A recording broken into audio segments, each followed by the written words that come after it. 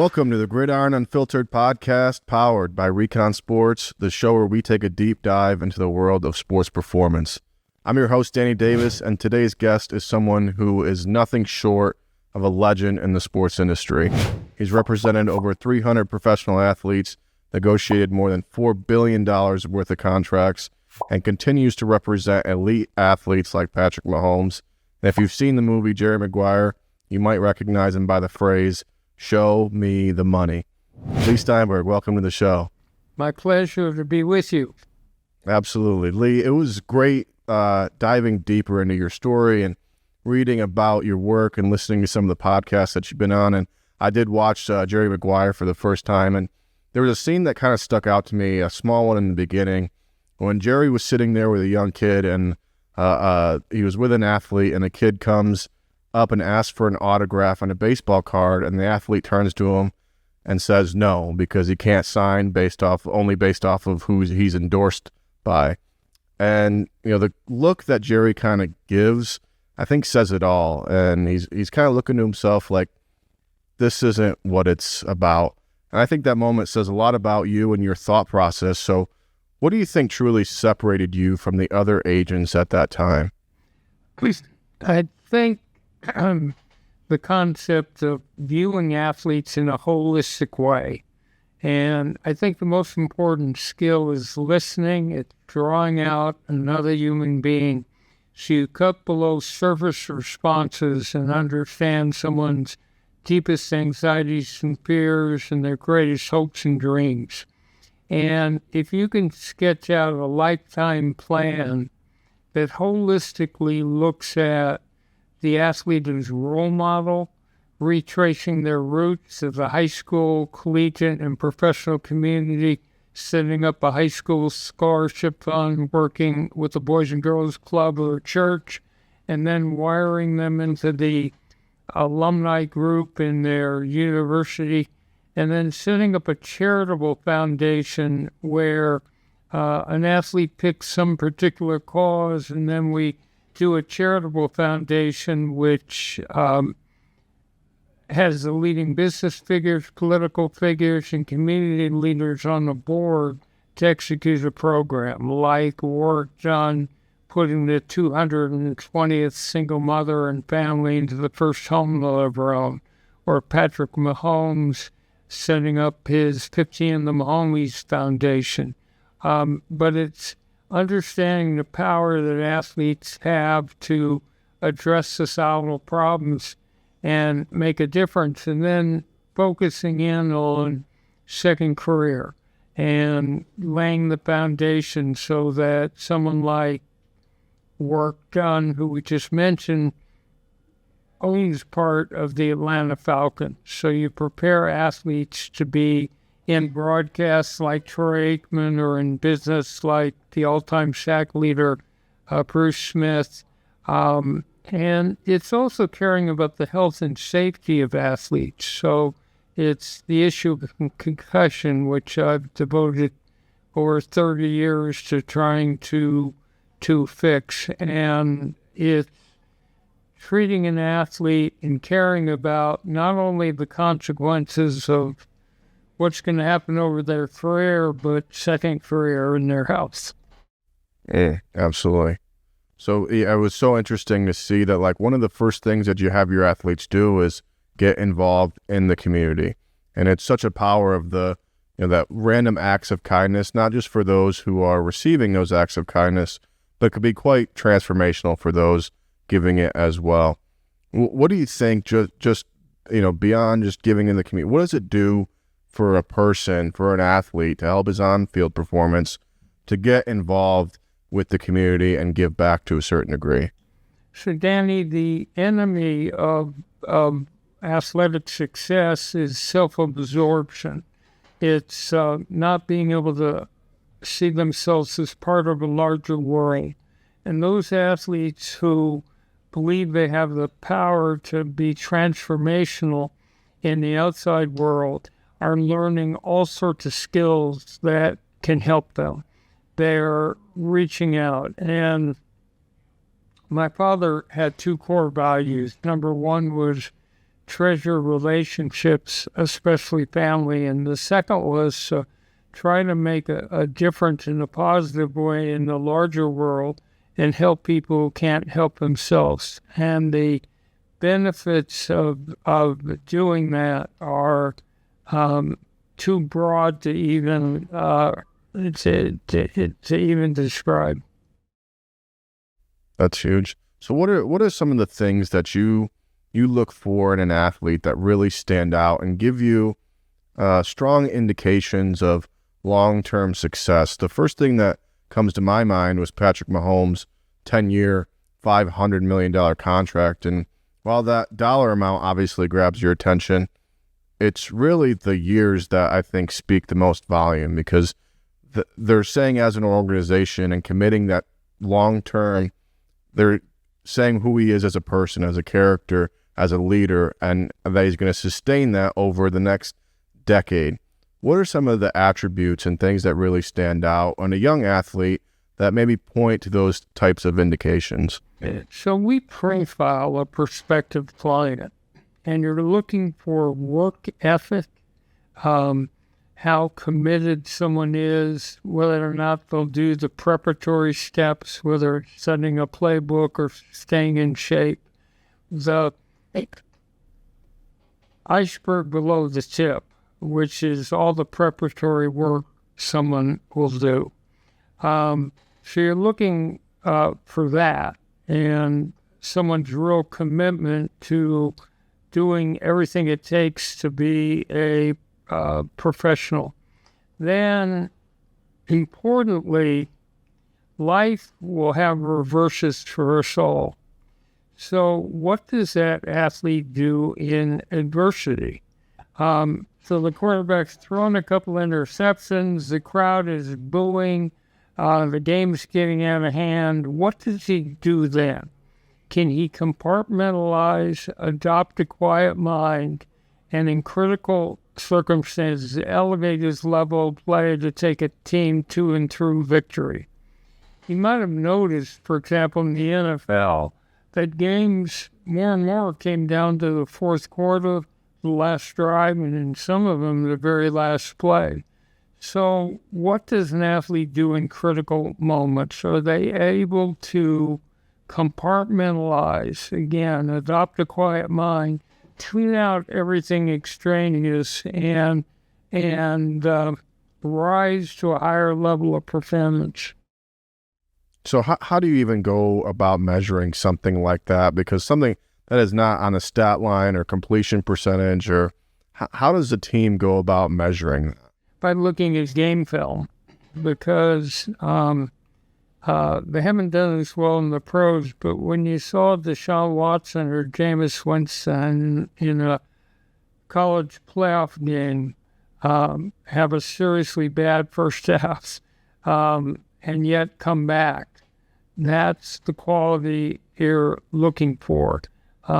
Because a certain number of games are blowouts, but most of them are pretty competitively balanced, and so you're looking for the person who can rise above. You're looking for the person that displays leadership, and you can see it on game film, and you can get it anecdotally from people who will talk to you about what that quarterback or what that player is like when things aren't going so well.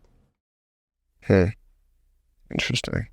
So if we shift back to the college world now a little bit, between the NIL, the new House Act that just came into play, what's your opinion on where college football stands right now? It's complete chaos and anarchy up to about a couple weeks ago when House versus the NCAA got passed. You also have to contemplate what the effect of President Trump's executive order is. But it was complete chaos. What happened was that university alums formed collectives and used it not to simply enhance a few more dollars for players that were struggling on a college campus. What they did was to turn high school to college recruiting into free agency. and it all became about the money. And then the second bite at the apple was the transfer portal. And so, I mean, probably the best exemplification is the quarterback who ended up at Michigan, but he first went to high school player, first committed to LSU. And they allegedly offered him about $4 million. So along comes a Michigan alum who offers him $14 million, and he decommits at LSU and transfers to Michigan.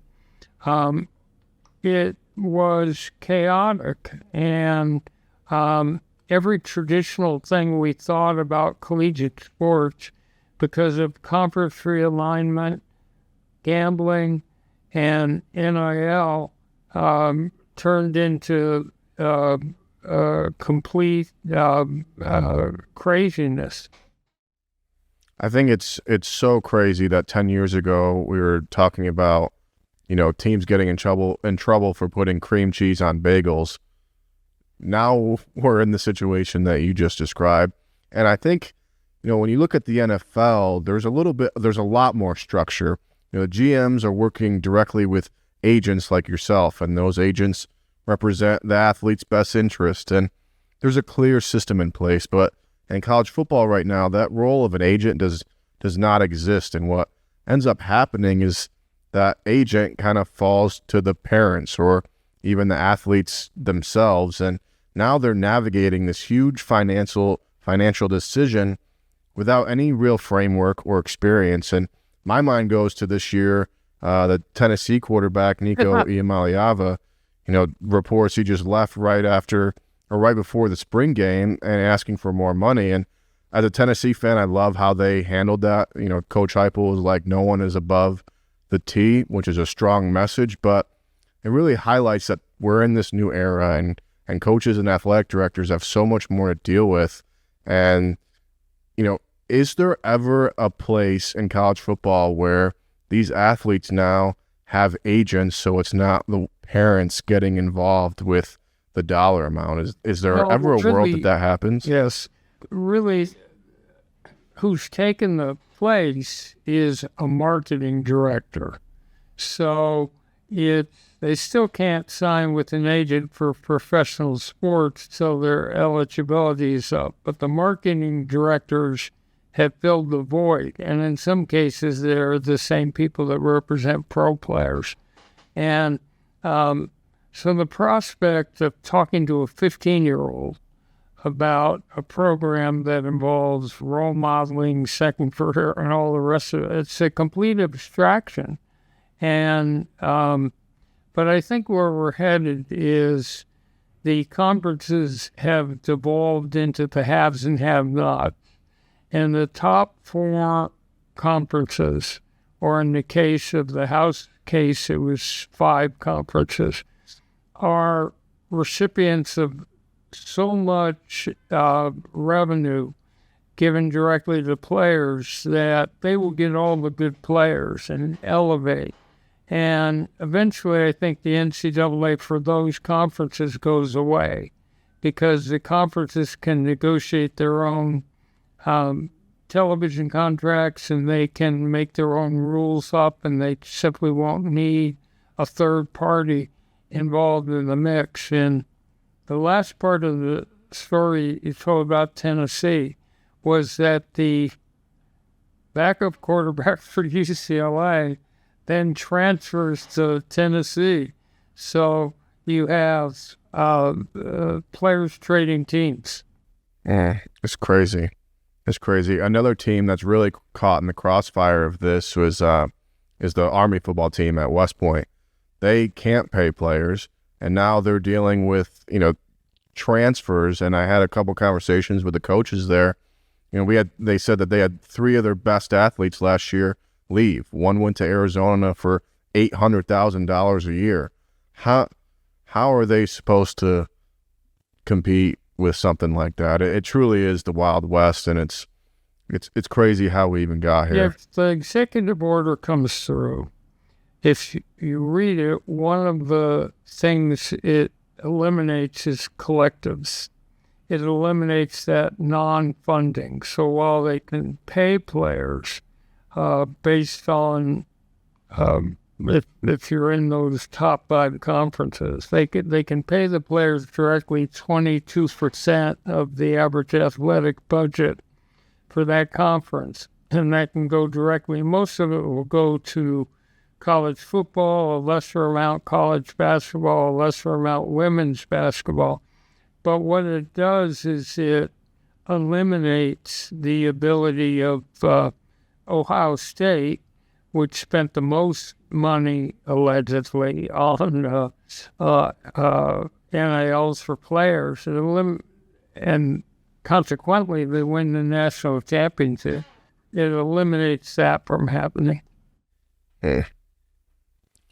Going to, talking about being paid and different ways of doing it, one of the things that I found interesting a couple of years ago was Caleb Williams heading into the NFL and the Bears.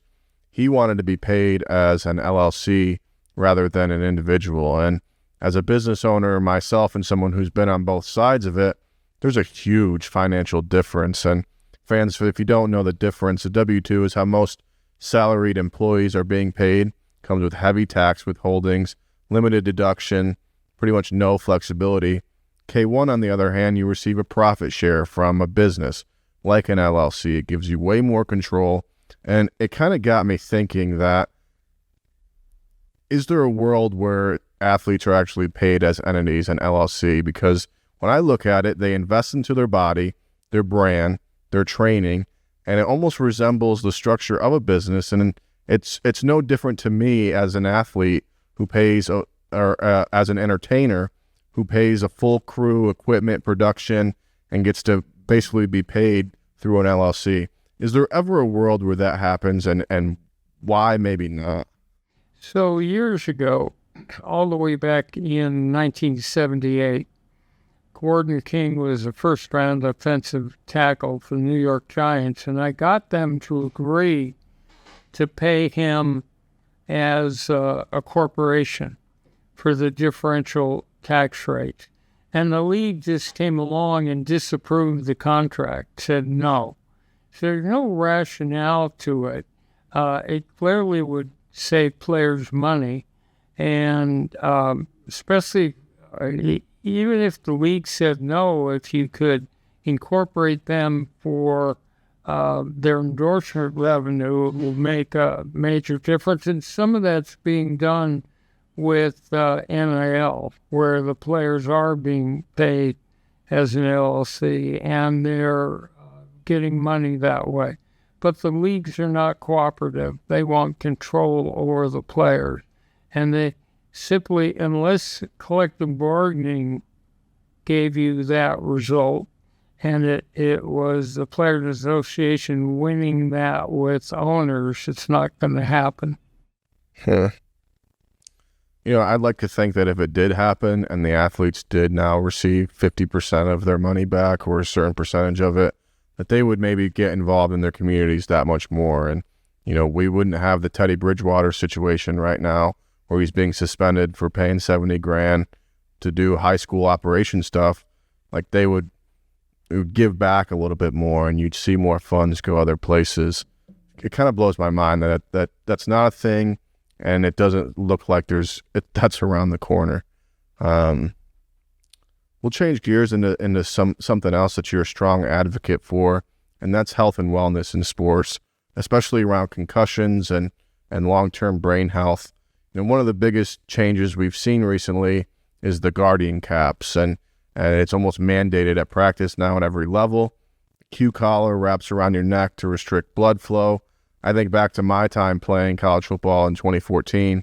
I suffered a couple concussions, and at the time, if the protocol felt very limited, you took a memory test, and if your results were worse than your baseline, you've got a concussion. And didn't feel like there was any science behind it. I'm sure there was, but it didn't really feel like it was protecting me. What do you think of the current state of concussion protocols and preventatives, and are we on the right track with that? Well, it's better. Back in 1980s, I had a crisis of conscience because I'm representing half the starting quarterbacks in the NFL, and they kept getting hit in the head. And we would go to doctors and ask, how many is too many? What's the magic cutoff number to contemplate retirement? They had no answer. And so we kept holding these conferences. The first one had Troy Aikman and Steve Young and Warren Moon and Drew Bledsoe all listening to doctors, and I continued to have them. In 2006, they finally got to the point where Ben Adamalu, the doctor of the concussion film, was done around, said 3 or more triggers an exponentially higher rate of Alzheimer's, Parkinson's, premature senility, chronic traumatic encephalopathy, and depression. And I called it a ticking time bomb and an undiagnosed health epidemic. So we've continued to work on trying to make this sport safer, and whether it's talking about how old the player should be who's an adolescent to play in the first place, to teaching better techniques of blocking and tackling without using the head and neck, to the concussion protocol is an advance. We've discovered 2 healing protocols that can rewire a concussed brain, a traumatic brain injury brain. And one's called RTMS, which is magnets against the head, and through the theory of neuroplasticity, they can actually rewire a brain. So helmetry is only going to partially solve the problem. And I set up a concussion foundation a couple months ago to raise money for more research, to try and help at-risk communities, and to raise awareness. One of the things no one focuses on is the subconcussive event. So every time a lineman hits a lineman at the line of scrimmage at the inception of a play, it produces a low-level subconcussive event, a little bit of brain change. So an offensive lineman who played in high school, college, and pros could have 10,000 subconcussive events, none of which get diagnosed because you just felt stunned, none of which the athlete's aware of as an event, but the aggregate almost certainly does the same thing as getting knocked out 4 or 5 times.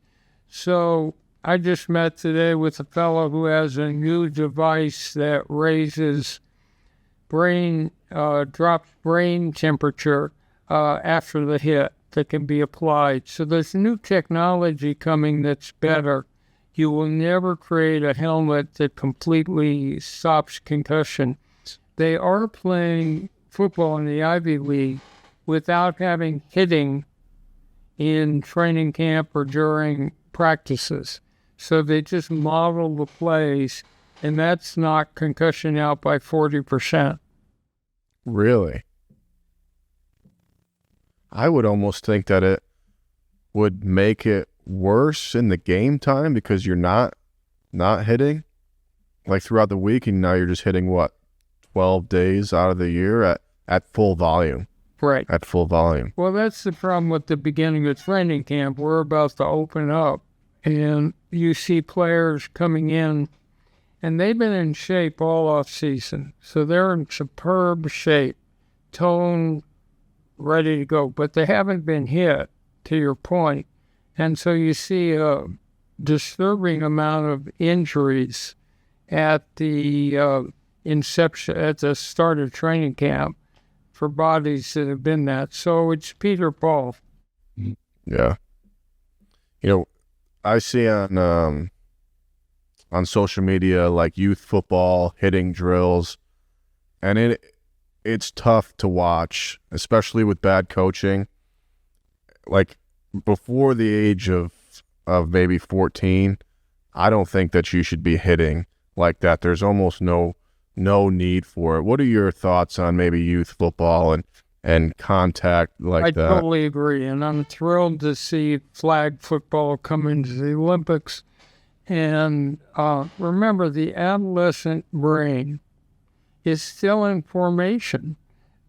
A brain doesn't totally reach maturity till mid-20s. So you not only have the fact it takes 3 times longer for an adolescent to recover from concussion, you have the fact you can actually alter the whole development of the brain in the first place. So I heavily advise people to consider the age that someone would ever play tackle football. How effective have you seen those Guardian caps being? I'm kind of happy that I didn't have to play with those, to be honest, when I was growing up. But are they effective? Well, see, that's where you're an ex-athlete, and part of the problem with the whole field is athletes are in denial about their physical health. They think long-term health is an abstraction, and they won't protect themselves. And so years ago, I represented the quarterback Steve Young, and one time I looked at his shoulder pads, which are protective. He had them cut back so that it hindered his mobility the least possible, but it destroyed the protection. So athletes are their own worst enemies when it comes to long-term health because they prioritize the play above everything else. And whenever I see like a really bad concussion, it almost is like, it happens with quarterbacks a lot where they're being tackled back and their head smashes. Like this part of it right here is what like brings that blunt force to the brain. I saw this really cool thing. I forget what it's called, but it was like almost a pad for this part of the helmet right here behind the head. When I look at those Guardian caps, other than that portion right here, I don't really see a whole lot of, like, because it's basically you're getting hit here, and that's when you're smacking the ground with all that force. That's when a concussion happens. Is there really a need for all of the rest of the padding except like the primarily in the back here? Well, you're trying to protect against skull fracture also. You're trying to protect for a variety of reasons. Actually, most of the concussions come from the side of the head. Because if a player can see it coming, they can prep themselves for it. But they tend to get hit on the side, and that's a problem. So if we go from now, another big health aspect that you are a big advocate for, and it was really inspiring learning about, was your addiction to alcohol and how you've overcome that over the past more than a decade now. And well, I think maybe not everyone is dealing with something as severe as alcoholism or something as obviously bad. A lot of people are dealing with, poor habits or that voice in the back of your head that just won't stop talking. And I'm sure for you, when you were battling this, you had this voice in your head that was just constantly chirping at you for alcohol. How does someone turn off that voice in that head, or at least not let it drive to action? So think about the fact that life is going to have reverses for us all. It could be a relationship. It could be financial. It could be the substance abuse. And the problem with substance abuse, what you describe as the voice, is cravings. And so once you become addicted to a substance, the brain is sort of motivating you without being focused through the prefrontal lobe. It's not even volitional anymore. So my next book, which will be out at the Super Bowl, is called The Comeback, Resilience, Empathy, and What Matters. And it's a series of stories about how people whose lives have crashed for one reason or another can come back. And it's about resilience. It's about light at the end of the tunnel. And the only way to turn off the cravings is abstinence. It's getting away from the substance. And it's tough at the beginning, but eventually they just leave, and no longer are you compelled to drink or anything. I'm in my 16th year of sobriety, and if people are out there struggling, depressed, despondent from some problem with substance abuse, there's help available. And don't be hopeless. There's help available. And through a 12-step program and a unique fellowship, it's possible to adopt a set of habits that will lead back to happiness and fulfillment.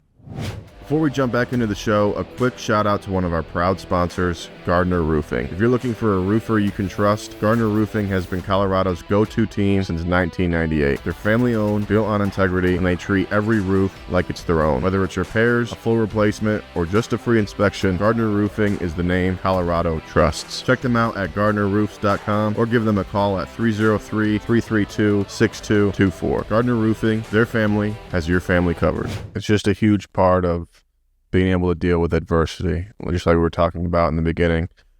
How do you handle tough situations?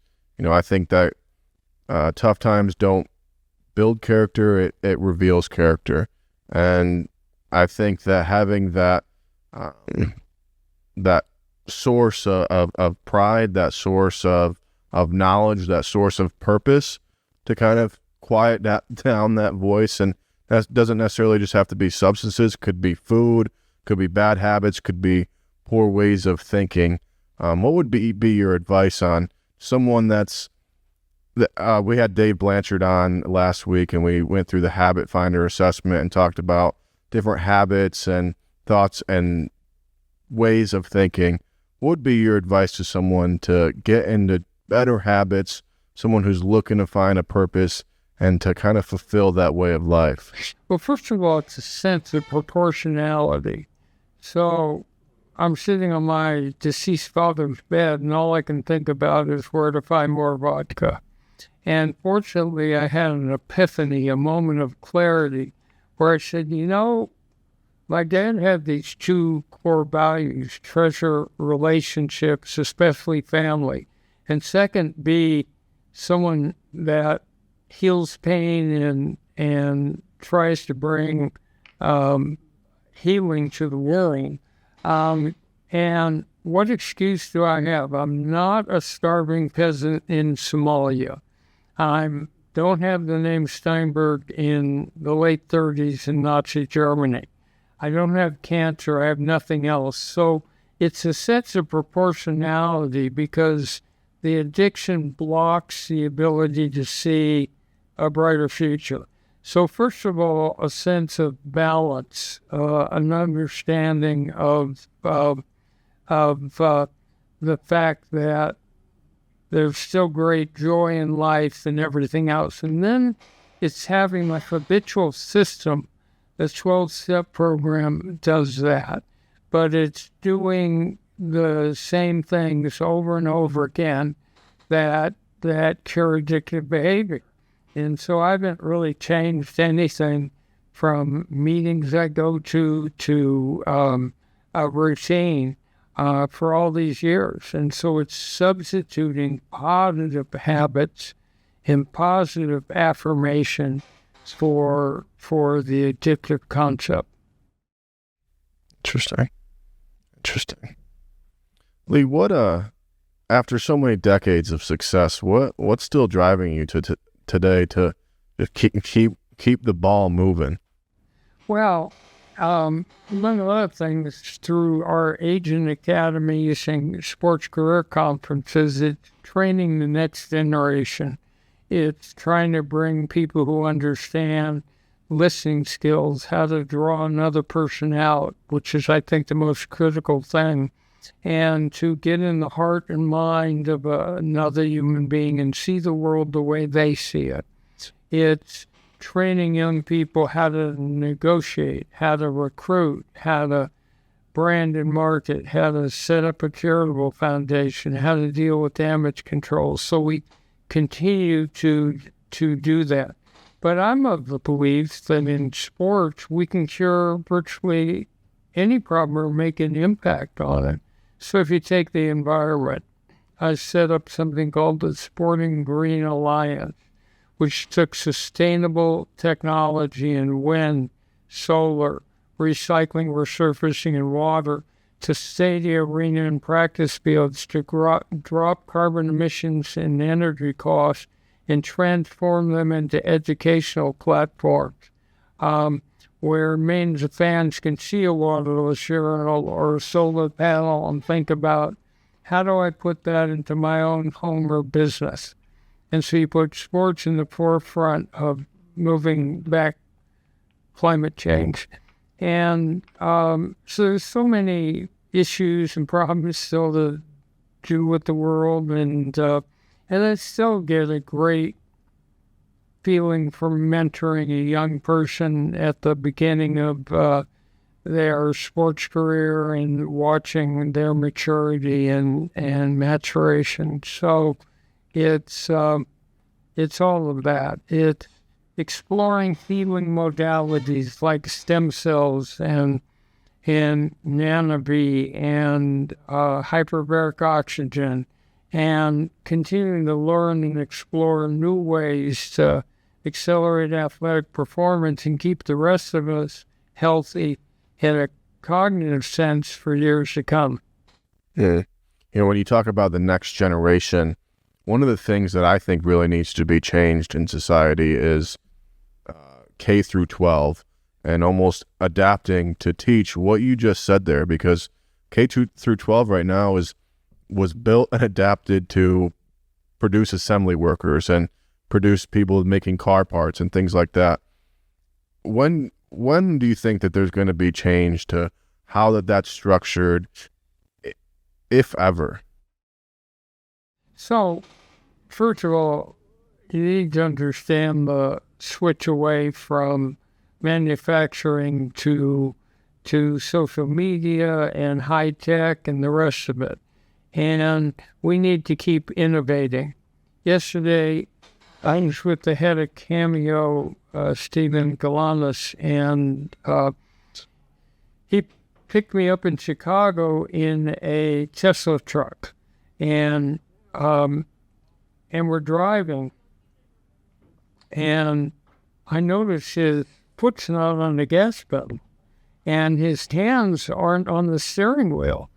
The truck is driving itself. It's making lane changes, it's parking, it's doing it, and he's not doing any of it. So if you can imagine the futuristic world we're in, we need to train people that can be part of the technological revolution and understand that the way information's transmitted today is through social media. So we need a radical shift in what the businesses and markets are for the future. How has AI played a role in the sports agents world and the sports agent world, if any, today? Well, it can be used to evaluate talent by setting up metrics that can do that. It can be used in negotiating. So if you're negotiating a veteran contract, it's all about comparables. In other words, in terms of performance and in terms of comparable players,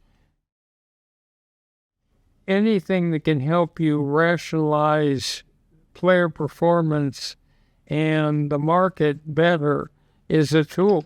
It can be used in arbitration. It can be used in any contract negotiation. It can, again, is there a better metric that allows me to make a more intelligent choice about who I take as a client?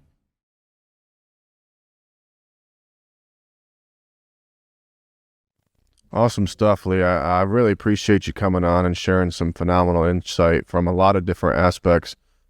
Lee, where can people find you at? And you said you have a book coming out early next year, The Comeback. Where could people find that at? So The Agent, my 40-year Making Deals and Changing the Game, is still available.